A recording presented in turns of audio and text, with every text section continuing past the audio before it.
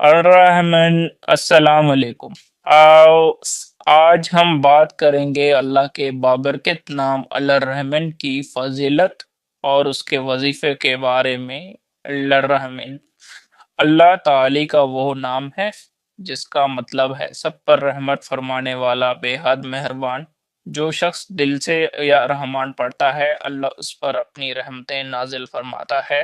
یہ نام دل کے سکون اور راحت کا ذریعہ ہے۔ یہ نام انسان کے دکھ، غم اور پریشانیوں کو دور کرتا ہے۔ روزانہ اس کا ورد کرنے سے دل ہلکا اور ذہن پرسکون ہوتا ہے۔ روزانہ 100 مرتبہ یا رحمن پڑھیں، اس سے اللہ کی خاص رحمت آپ پر نازل ہوگی، رزق کھلے گا اور معاملات آسان ہوں گے۔